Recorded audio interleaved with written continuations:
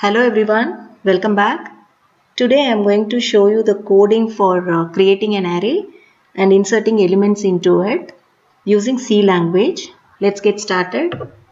So I'm using C language. So my header file is hash include stdio.h, and the next is my main function int main I have included. So after my main function we have to declare the array variable, right? So int, I'm going to create an integer type array. So I'm mentioning my type as int, and after that my array name I'm going to name as arr. Arr is my array name. Size I can give 5. So this is my declaration part as of now. And the next is, so I'm going to here after creating I'm going to insert values into the array. For inserting values repeatedly, here let's say my array size I have given 5, so I'm going to get 5 elements repeatedly from the user. Okay, so when I say repeatedly I have to use looping statement, right? So for that I can use for loop here. For I can use a looping variable equal to 0 to 4. Okay, so I is less than 5. So here I have mentioned 5. I is less than 5. This 5 is nothing but the limit. So here it is the size. Okay, so 0 to 4, which means 5 elements it will get from the user.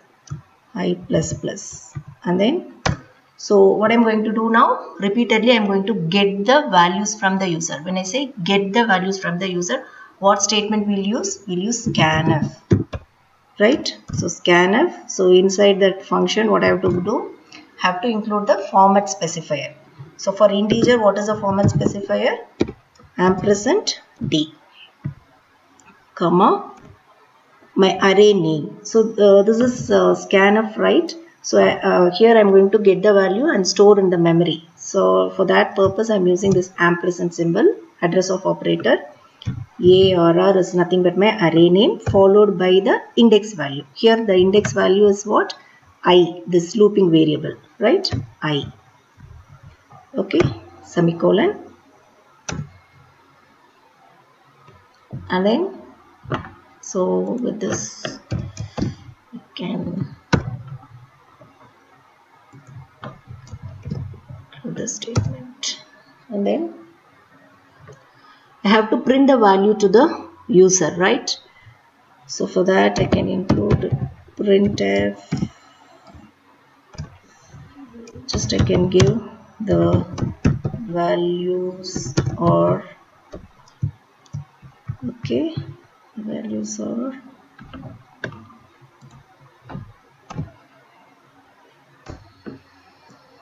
here also I'm going to use for loop. For I'm going to, so in this part what I'm going to do is I'm going to print all the values, array values to the user. Okay, I'm going to display all the values to the user. To do that, repeatedly I am going to print from 0 to 4. Okay, all values. So when I say repeatedly, here also I have to use this looping value. I mean looping statement. 5 plus plus. Then printf. Here will print the value, right? So I'm using printf, and again format specifier, comma, what I'm going to print? My array elements one by one. So arr of arr, and then my index value. Okay, have to mention this index value here. And one more thing, here I have declared only arr5.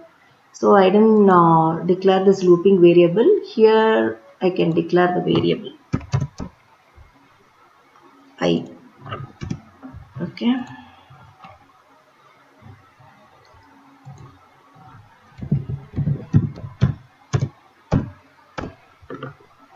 And our main has int data type. Return type is int.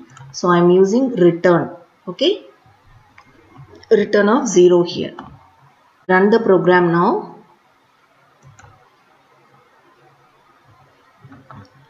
Let's enter some values, 5 values. I have to enter 5 values, right?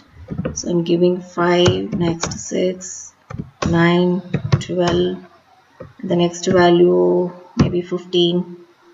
Okay, I have entered the 5 values. So I'm getting the values as 5, 6, 9, 1, 2, something like that, right?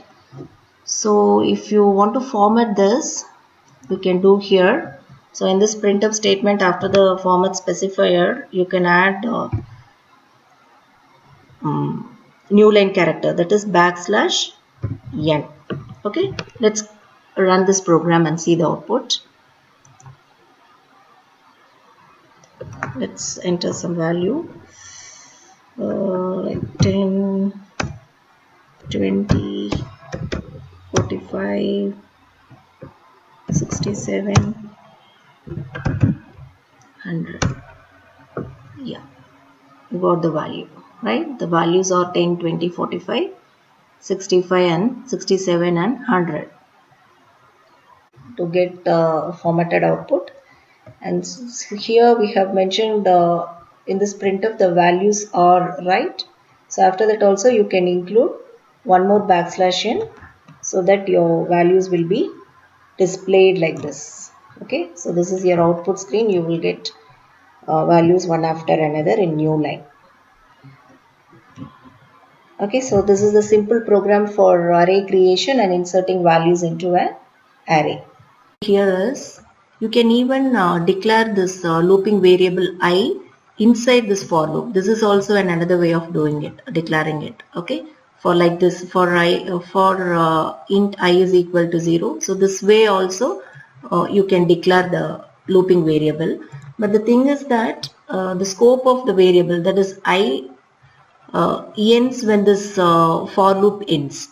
Okay, you can see here for my second for loop also I have declared int I is equal to 0.